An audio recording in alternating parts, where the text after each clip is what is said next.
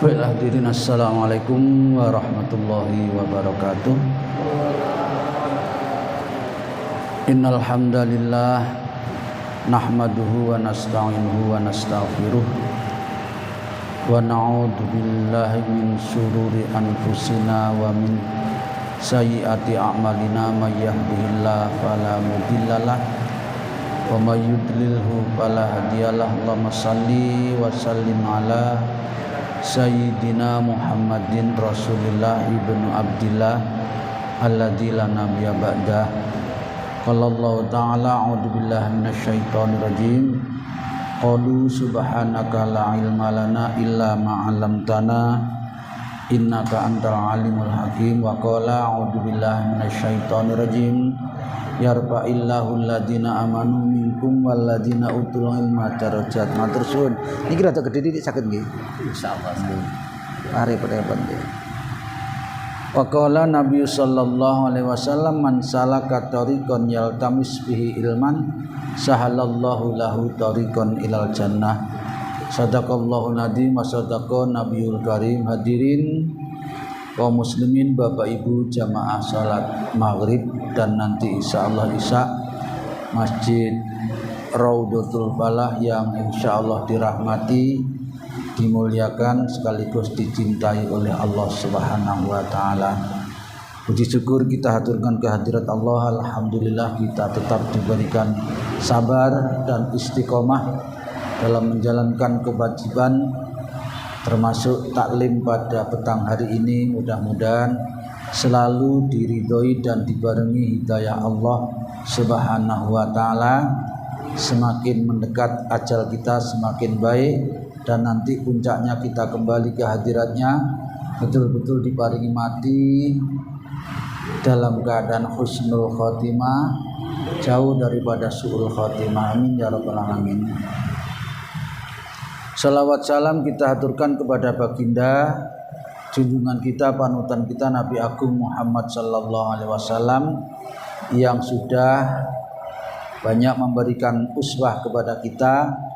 Mudah-mudahan kita bisa mengamalkan sebaik-baiknya sesuai kemampuan kita, sehingga di dunia ini kita betul-betul diakui sebagai umatnya, dan nanti di akhirat mendapatkan syafaatnya. Amin ya rabbal alamin. Hadirin, kita lanjutkan taklim kita dalam waktu yang amat singkat ini. Kita masuk bab baru, bab 46. Babbu fadlil hubbi fillah, menerangkan cinta semata-mata karena Allah. Cinta apa saja, baik kepada sesama manusia maupun kepada selain manusia. Lebih-lebih lagi ditekankan cinta kepada Allah dan Rasulnya. Wal hissi, dan menekankan alaihi, terhadap cinta kepada Allah Ta'ala. Wa ilamu rajuli mayuhibu, serta nanti ada riwayatnya nggih, dianjurkan kalau kita mencintai seseorang, kita diperintahkan untuk memberitahu supaya sama-sama berjalan sesuai dengan ridho Allah Subhanahu wa taala. Baik, kita lanjutkan. Seperti biasa, setiap bab di Riyadhus Shalihin ini kita awali dengan ayat-ayat Al-Qur'an. Di bab ini sepertinya hanya dua ini yang mengawali bab ini. Yang pertama surat Al-Fat ayat 29. Allah berfirman, Muhammadur Rasulullah. Muhammad itu tidak ada lain selain utusan Allah. Walladzina, dan orang-orang ma'ahu, yang ma'ahu itu asli maknanya menyertai. Maksudnya di sini adalah orang-orang yang mengikuti Nabi Muhammad. Asyidda, jadi Muhammad dan orang-orang yang mengikutinya selalu asyidda, tegas, tegas atau keras, alal kufari, tidak anut grup-grup, tidak mencela-mencela, dan ya tidak manut kepada akidah doktrinanya.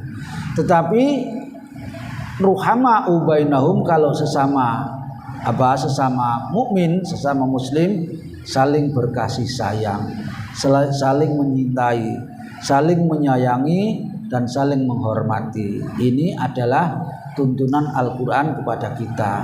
Kita tidak jarang kadang-kadang kalau sama orang yang non muslim, masya Allah nggih, wapi banget, tapi karo koncone dhewe lah ini sing repot kan kayak gitu itu. Ila akhir surah, sampai akhirnya surat ini, surat Al-Fat. Wa qala ta'ala, dan Allah yang maha luhur berfirman, walladzina tabawwa'u, dan orang-orang sahabat Ansor, maksudnya orang-orang di sini. Tabawwa'u yang menempati kota Madinah lebih dahulu, ad-dar maksudnya kota Madinah, wal imana, dan telah beriman lebih dulu daripada orang-orang yang muhajirin, min qablihim, dari sebelumnya. Yuhibbuna, mereka antara orang yang hijrah maupun yang Ansor itu masya Allah saling mencintai luar biasa. Hadirin, sampai-sampai nggih sulit kita menirunya.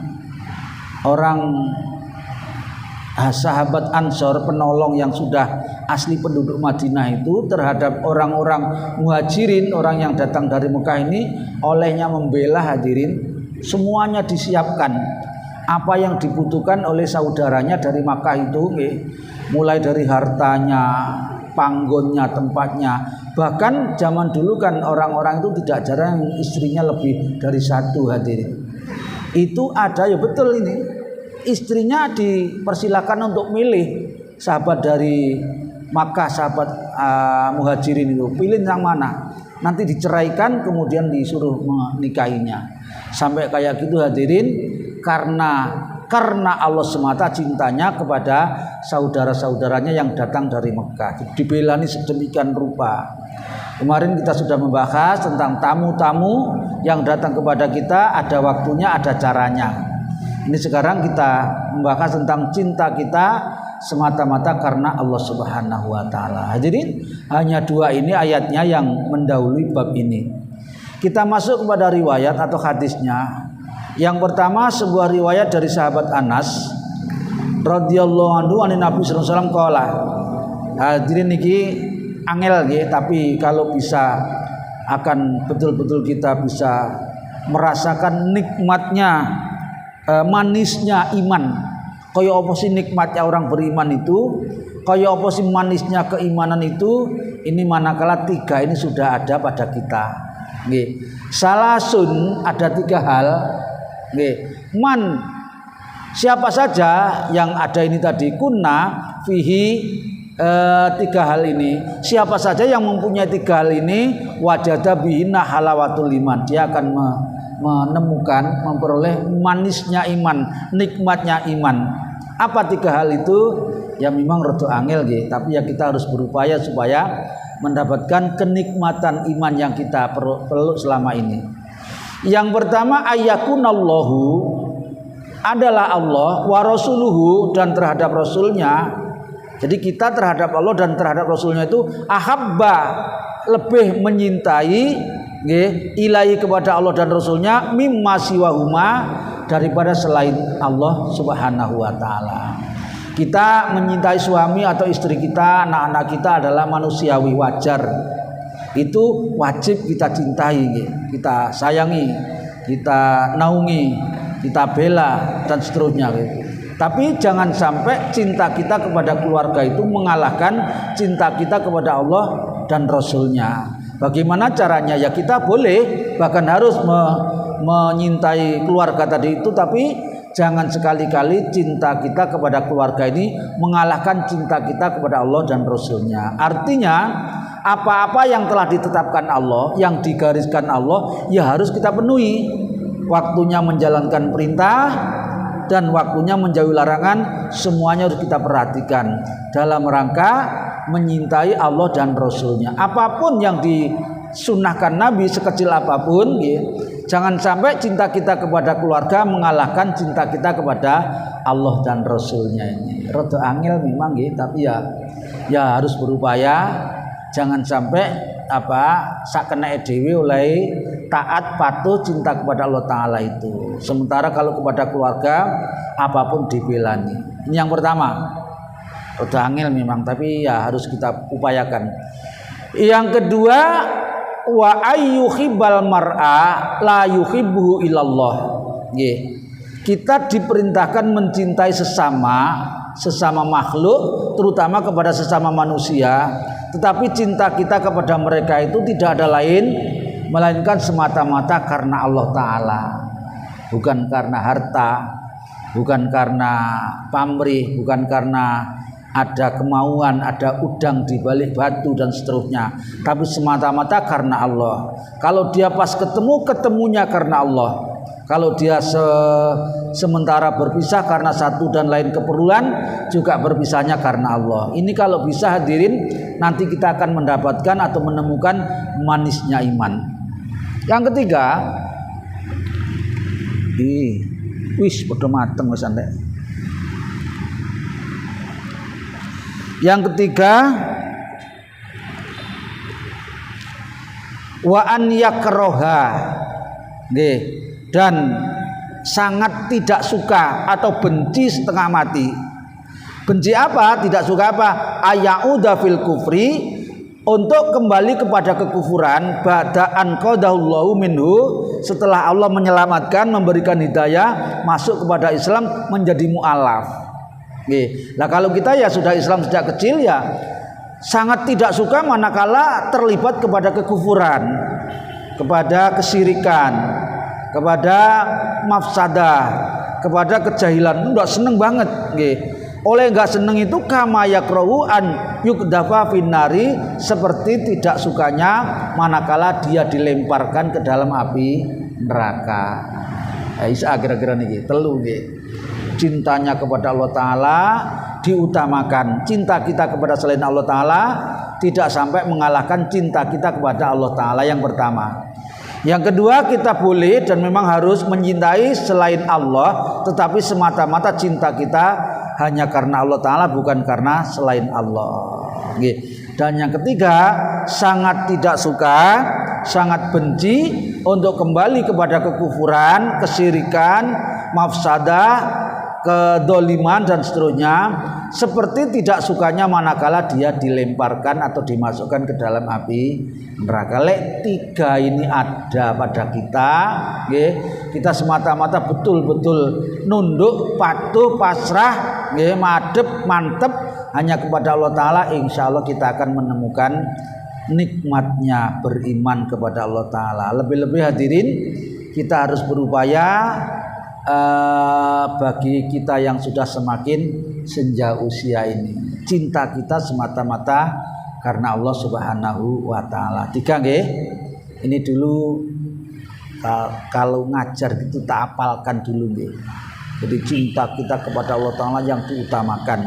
Yang kedua, cintanya kepada sesama manusia atau makhluk semata-mata karena Allah. Dan yang ketiga, tidak suka kepada kekufuran kembali, seperti tidak sukanya manakala dilemparkan ke dalam api neraka. Ini hadis yang pertama. Yang kedua sekarang hadirin, ini hadis yang kedua sudah amat sangat sering kita dengar, sudah sering disampaikan soalnya di ceramah-ceramah, di khutbah-khutbah, mauidhah, di TV-TV, bahkan di postingan-postingan itu banyak.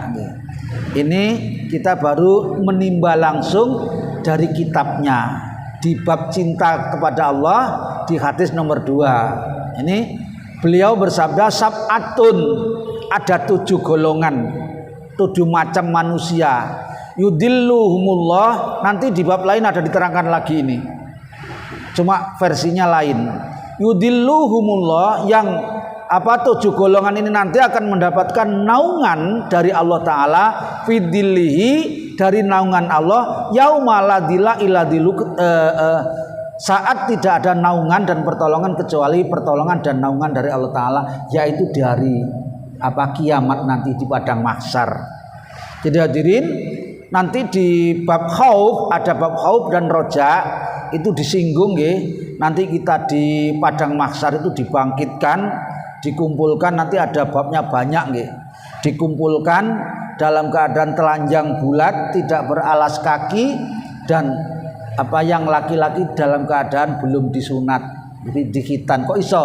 Ya, apa yang tidak bisa kalau Allah Ta'ala nggih. Ini nanti hadirin, matahari akan direndahkan. Nanti kita ketemu secara keseluruhan riwayat-riwayatnya. Matahari direndahkan, kata nabi-nabi yang bilang tidak dijelaskan. Hanya antara kepala manusia, kepala kita dengan matahari itu sekira 1 mil. Nanti hadisnya ada nggih. Ini kita nyinggung dulu aja. Cuma Nabi tidak menjelaskan, di Arab itu ada 2 istilah mil. Mil sing hitungan jarak masafah manusia, perjalanan manusia berapa kilometer itu. Aku juga ngerti wan. Itu ada. Jadi deket banget, coba hadirin kita bisa bayangkan sekarang ini berapa ribu mil. Lek panas kayak siang tadi, masya Allah rasanya kayak meletek-meletek nang das. Nanti tinggal sekitar 1 mil. Itu kalau 1 mil ukuran itu. Yang kedua ada pendapat yang mengatakan 1 mil di Arab itu juga istilah namanya alat untuk menghitamkan ini bulu mata, apa namanya? Celak nggih. Itu namanya mil. Lah Nabi tidak menjelaskan apa 1 mil yang sepanjang 1 jengkal ini yo garing yo pereng awake dhewe di deket nang matahari kayak gitu ya. Atau yang 1 mil 1 perjalanan arah manusia tadi itu tidak dijelaskan. Yang jelas hadirin nanti luar biasa penderitaannya sampai ini juga saya singgung, nanti kita ketemu riwayatnya. Sampai pada waktu itu Nabi menyampaikan di forumnya ibu-ibu, kaum putri itu kalau disebut dengan istilah aurat kayak gitu kan sensitif sekali ya. Rasul kalau gitu nanti 1 orang kan bisa melihat auratnya orang lain sambil menutup mukanya. Aisyah ini malu betul. Kata Nabi jawabannya dengan singkat, Aisyah lek gelem. Tapi nanti waktu itu persoalannya sudah sangat dahsyat banget. Raunak wong pengen butuh melihat auratnya orang lain lagi, sudah tidak ada perasaan kayak sekarang gitu. Sekarang lek wong ngono wis kaya apa ya bayang-bayang ngono. Ini sekarang nanti tidak bisa. Nggih, sakit dahsyatnya. Lah orang nanti waktu itu akan berkeringat yang hebat. Keringatnya sesuai dengan amal dosanya. Ada yang sedalam lututnya mata kaki, sedalam lutut dan seterusnya. Nanti saya lengkapnya kita singgung nanti. Itu nanti akan dialami oleh orang-orang terutama yang jelek amalnya, yang mendapatkan naungan dan pertolongan Allah Ta'ala, tidak mengalami penderitaan seperti ini. Hanya ada 7 golongan ini. Nah, ini minimal kita harus ada di salah satunya, minimal. Syukur kalau ada ke-7-7-nya. Imamun adil, pimpinan yang adil. Pimpinan ini ada 2 hal hadirin. Ada pimpinan secara umum keseluruhan seperti sultan atau presiden kalau di negeri kita nggih. Yang kedua ada pimpinan satu keluarga masing-masing. Mimpin sak keluarga itu akeh sing gak iso adil. Sehingga kalau punya istri lebih dari 2 gitu sering timbul masalah. Kalau punya anak lebih dari 1 juga begitu. Ini namanya pimpinan keluarga yang tidak adil. Lah pimpinan yang adil, pimpinan keluarga ataupun pimpinan negara yang adil nanti itu akan mendapatkan naungan dari Allah Subhanahu wa taala. Adil di sini kalau dibahas juga luas. Waktunya tidak mencukupi untuk membahas keadilan sultan atau pemerintah ini. Yang kedua sabun. Sabun ini bahasa Arab. Pakai sin. Sabun artinya pemuda. Kalau pakai sabun gitu artinya sabun yang kita pakai itu, sabun mandi, sabun cuci itu sabun. Jadi bahasa Arabnya sabun, yo sabun tapi pakai sot. Jadi bahasa kita itu banyak mengadop dari bahasa Arab. Kita menggunakan baju dalam ini kaos. Kaos itu juga bahasa Arab itu. Kaos. Kita kalau mau mengikuti satu dan lain kegiatan gitu kita mendaftarkan diri di daftar. Daftar itu juga bahasa Arab. Kitab juga bahasa, dan banyak banget kita tidak menyinggung ke sana. Sabun kembali ke sini pemuda, yang pemuda itu dari muda dia nasa'a, tumbuh menjadi dewasa dalam warna peribadatan kepada Allah Ta'ala. Jadi sejak muda, orang yang sejak muda dia terus berkembang, tumbuh dalam selalu taat terhadap perintahnya Allah Subhanahu wa Ta'ala. Dan iki monggo kalih kita perhatikan, kita ikut yang di mana. Ya syukur-syukur kalau bisa semuanya nggih. Yang kedua, orang yang selalu tumbuh dalam beribadah kepada Allah Ta'ala. Kemudian yang ketiga, warajulun. Rajul itu asli maknanya laki-laki, tapi di sini digunakan untuk umum. Jadi manusia. Ya kalau manusia tidak hanya laki-laki, laki maupun perempuan, yang qalbuhu mu'allaqun bil masjid, hatinya selalu gumantung nang masjid. Nggih. Ini banyak maknanya. Gumantung di masjid ini, dia baru selesai ikut salat jamaah kayak gini sudah memikirkan nanti jamaah berikutnya ya opo, iso maneh nang masjid apa ora. Ini yang pertama. Yang kedua, hadirin, orang kalau di masjid ini umumnya adalah orang yang selalu tunduk, dengkluk, sujud, rukuk kepada Allah Ta'ala. Ini orang yang hatinya gumantung nang masjid, tunduk patuhnya kepada Allah Ta'ala bukan saat di masjid saja. Dia di luar, di kantor, di pasar, di mana saja. Hatinya selalu bergantung seperti dalam keadaan dia berada di dalam masjid. Ini orang yang namanya mu'allaqun bil masjid. Ya apa kira-kira awake dhewe? Wis telu nggih, endi sing nyantol? Nggih. Yang keempat, warujalani tahabani fillah lani. Ada dua orang yang berkasih sayang semata-mata karena Allah. Ijtama'ah, dia bertemu alaihi karena Allah. Wa tafarraqa, dan kalau dia punya kepentingan masing-masing, sejenak berpisah dia juga karena Allah. Kalau bisa seperti ini nanti dapat naungan dari Allah Subhanahu wa Ta'ala. Yang keempat, warajulun da'atu imro'atun. Lah niki sing rada angel. Nggih, kalau dulu banyak nggih. Banyak yang ngajak, sekarang saya juga tidak ngerti. Seseorang yang diajak orang perempuan yang datu hasnin, sangat cantik, perempuannya sangat cantik, wajah malin, atau laki-laki yang tampan. Fakola, ketika dia diajak berbuat zina, dia mengatakan ini akhafullah. Nggih. Ya apa kira-kira nek ade punya kesempatan kayak gini, sepi ra ono sapa-sapa, kesempatannya tepak nggih. Serana sing melihat diajak, ya napa kira-kira muni niki saya takut kepada Allah, apa bilang kesuwen mumpung ana kesempatan apa piye nggih.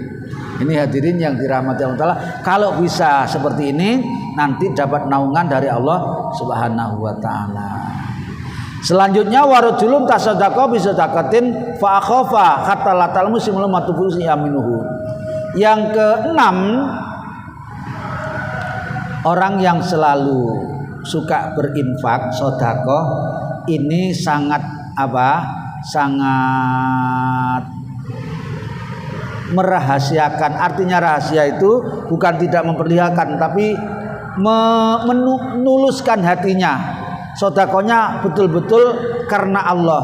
Tidak apa-apa dilihat orang, asal dia tidak ingin dilihat atau tidak ingin diketahui oleh orang lain atau ingin diwarak-warak, nenda, tapi semata-mata dia berupaya untuk merahasiakannya. Diisyaratkan di sini sampai rahasianya itu hatta la ta'lamu shimalu matufiku yaminuhu, sampai-sampai seakan-akan dia bersedekah tangan kanannya yang mengeluarkan, tangan kirinya tidak melihat. Ini yang keenam. Ya, sudah nyantol berapa, Pak? Warajulun, dan yang terakhir, seseorang yang dzakarallahu khalian. Kalau malam hari dia bangun menyendiri, kemudian zikir kepada Allah Ta'ala, fafadat ainahu, sampai meneteskan air matanya. Itu nggih. Mosok situ-situ gak ono. Lek gak ono monggo mumpung masih punya kesempatan. Itu nggih. Ya, apakah yang selalu beribadah kepada Allah, apa yang hatinya gumantung terus nang masjid, artinya masjid menjadi rujukannya, atau orang yang selalu saling menyintai sesamanya semata-mata karena Allah, atau ini ya saya juga tidak bisa ngomong ya. Orang yang diajak lawan jenisnya untuk melakukan perbuatan zina, dia tidak mau menggunakan kesempatan itu, tapi dia mengatakan inni akhafullah, saya takut kepada Allah. Nggih. Kemudian sedekah yang sangat dirahasiakan, dan yang terakhir malam suka bangun zikir kepada Allah qiyamul lail dan sampai meneteskan air matanya. Baik hadirin, sebelum dilanjut ada yang perlu monggo. Nggih, monggo silakan. Kalau.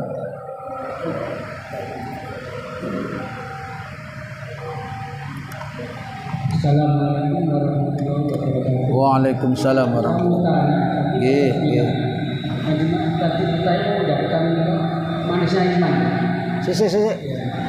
Bengong enggak jelas aku. Yang dimaksud tadi waktu bilang kita mendapatkan manisnya iman. Ya. Dan maksud manisnya iman ini gimana? Oh gitu, sebentar. Kasih bahasa. Tentu saja hadirin, yang dimaksud manis di situ adalah kata kias atau istilah. Yang dimaksudkan manisnya iman ini adalah nikmatnya beriman. Dia beriman itu merasa nikmat, merasa tenang hatinya, merasa terayomi, dan kalau dia terganggu keimanannya, dia merasa tidak tenang batinnya, tidak ternaungi oleh Allah Subhanahu wa taala. Sehingga orang yang bisa tiga hal tadi itu, dia menikmati keimanannya. Jadi dengan beriman itu dia pokoknya merasa luar biasa, nikmat banget. Ini namanya manisnya iman. Ngoten nggih. Enten malih, Pun? Nggih, monggo iki Ibu.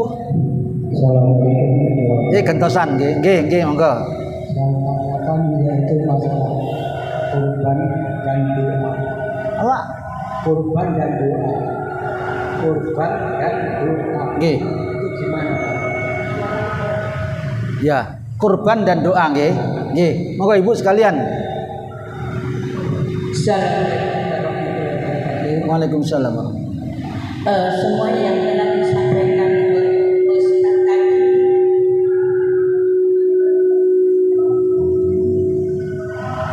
berkaitan dengan apa yang dilakukan oleh Bupati. Nah, sekarang untuk mengajak orang, misalkan dalam kegiatan yasinan, tapi di dalam lingkungan itu tadi kalau diajak ngaji itu dengan alasan mengalami bosan dan sebagainya, sehingga untuk kegiatan berikutnya itu harus datang dan sebagainya. Itu bagaimana caranya untuk mengajak supaya menjadi imannya itu supaya lebih kuat begitu. Menjadi manis imannya nggih. Terima kasih. Kurban yang pertama, kurban itu dari kata koroba, artinya dekat. Kurban itu artinya dekat, kurbanan sangat dekat. Jadi biasanya dibuktikan dengan pengamalan penyembelihan hewan kurban itu nggih. Itu adalah salah satu amalan yang tujuannya untuk berupaya mendekatkan dirinya kepada Allah Ta'ala. Jadi biar mudah dekat, karena dekatnya dia ikhlas disuruh mengorbankan, yang kadang-kadang dia sendiri melakukan itu tidak ringan, karena mungkin dengan cara ngumpulkan sedikit demi sedikit atau nabung, sehingga begitu terkumpul dia kurbankan dalam rangka untuk mencari ridho Allah, supaya dirinya lebih dekat dengan Allah Ta'ala dan bukan jauh dari Allah. Orang kalau dekat dengan Allah itu, gabungannya dengan doa tadi, doanya selalu nanti ada babnya itu Pak, nanti ketemu kita babnya. Orang yang matanya ini matanya Allah, artinya apa matanya Allah itu? Matanya tidak digunakan untuk melihat, kecuali yang dilihat itu adalah yang diridhoi oleh Allah. Itu namanya matanya Allah. Kemudian tangannya tidak melakukan sesuatu kalau tidak diridhoi oleh Allah. Itu namanya tangannya Allah. Demikian pula kaki dan hatinya. Ini saya singkat. Nah, sehingga orang yang sudah melakukan seperti itu, dia dekat sama Allah Ta'ala. Orang kalau sudah dekat dengan Allah, nanti kita ketemu hadisnya. Maka kalau dia mohon ampun kepada Allah, niscaya diampuni dosanya. Dan kalau dia mohon perlindungan, dilindungi oleh Allah Ta'ala. Dan kalau dia berdoa, dikabulkan doanya. Jadi termasuk upayanya adalah dengan berkurban itu, agar supaya doanya selalu diperhatikan, dikabulkan oleh Allah Subhanahu wa Ta'ala. Ngaten nggih? Kita singkat. Ibu, memang kalau urusan aras-arasen nggih, itu saya pikir di banyak tempat orang kalau diajak baik, ya kayak ini contohnya. Ngaji ini kan sama dengan yasinan, tahlilan. Kalau di tempat saya yasin tahlil itu juga dibarengi dalamnya diisi dengan mauidhah hasanah atau ceramah. Itulah acaranya, acara ngaji, acara yasinan. Memang bisa dilihat orang-orang yang sudah betul-betul patuh tunduk kepada Allah Ta'ala dengan yang sekedar elon-elonan, anut grup yuk, atau karena satu dan lain hal saja. Lain dengan kalau kegiatan seperti rekreasi, seperti gerak jalan, seperti itu kok gampang Allah kasih apa lah. Ini hadirin, perannya syaitan di situ itu. Setan itu sangat tidak suka kalau ada manusia berbuat baik. Hatinya ini diridu, digoda, dihalang-halangi. Jadi ini terus-terus dawa nggih. Setiap manusia termasuk kula panjenengan ini oleh Allah dibarengi dua orang makhluk gaib. Satu dari jenis jin, nggih, satu dari jenis malaikat. Jin itu setiap manusia ada, namanya jin korin. Rasulullah pun juga ada. Cuma karena Rasul itu adalah kekasih Allah Ta'ala, beliau dilindungi oleh Allah Ta'ala sehingga jinnya yang mengikuti Rasulullah itu tidak berani menggoda, tetapi justru malah masuk Islam lantaran Rasulullah. Lah yang di kita ini yang berat hadirin. Makanya di dalam setiap gerak-gerik kita diperintahkan untuk berdoa. Mau makan berdoa, mau tidur berdoa, sampai mau masuk WC berdoa, agar yang ada di dalam hati manusia di sebelah kiri tempat bersarangnya jin korin itu bisa masuk di dalam kalbu manusia melalui aliran darah. Tempat bersemayamnya di arah kiri, makanya kalau tidur diperintahkan untuk berdoa dan miring di sebelah kanan.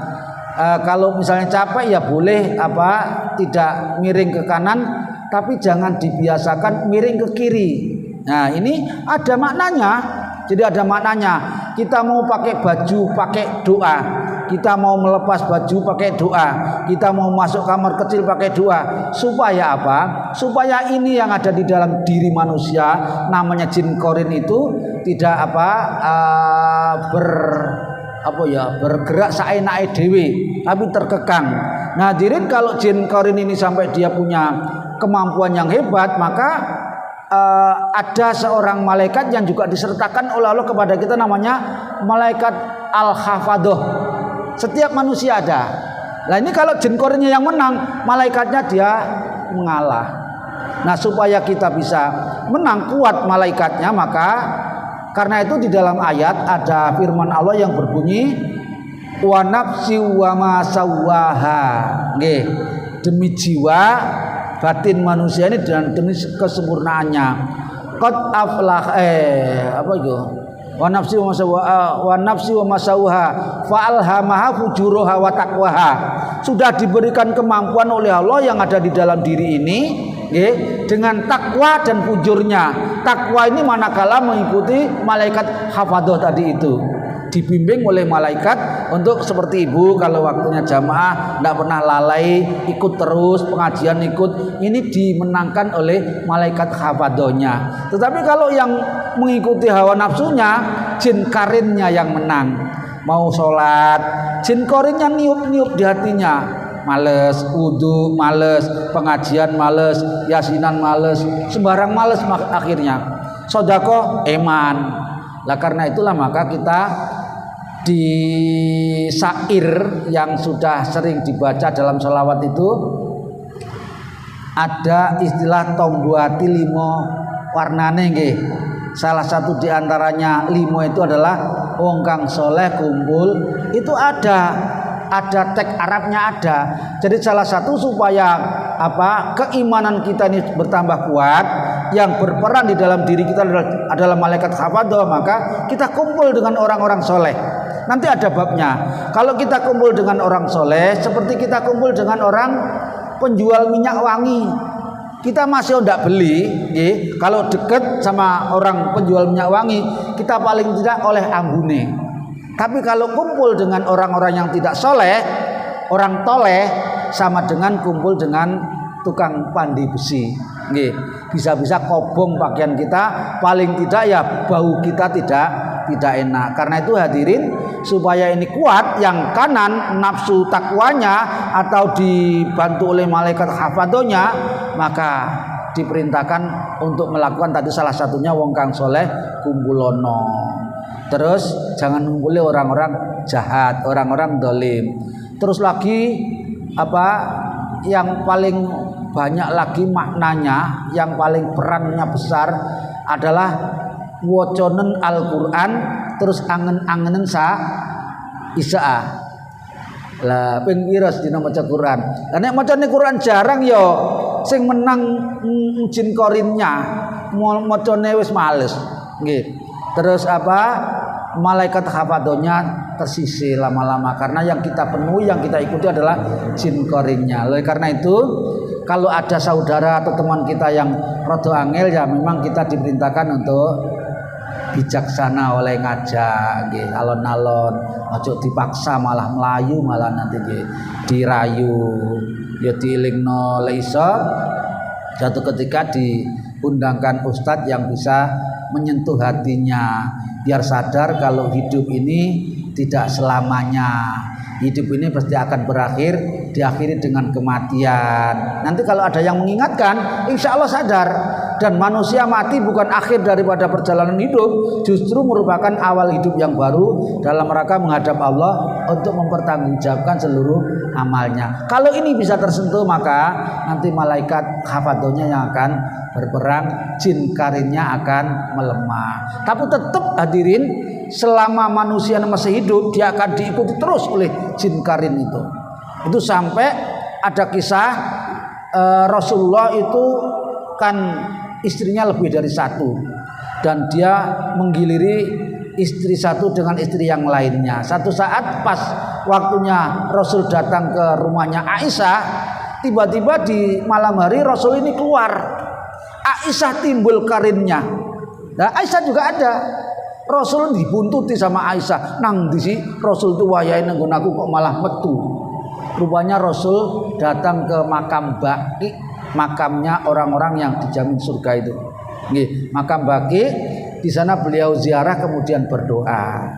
Nah, setelah itu Aisyah pulang, begitu sampai di rumah tidak lama Rasul datang. Aisyah menyampaikan kepada Rasul, Rasul mohon maaf aku telah suudzon sama panjenengan. Saya kira tadi luhur penenteng nggih, kemana dan kemana. Nggih, ternyata panjenengan ke makam Baqi. Nabi tanya, apa jinmu korin sedang datang? Lah ini berarti juga ada. Ngaten nggih? Mohon maaf waktunya sudah habis, insyaallah dilanjutkan pada pertemuan yang akan datang. Mudah-mudahan dibarengi hidayah Allah Subhanahu wa taala. Mohon maaf. Subhanakallahumma wa bihamdika asyhadu an la ilaha illa anta astaghfiruka wa atubu ilaik. Wa a'fu minkum. Wassalamualaikum warahmatullahi wabarakatuh.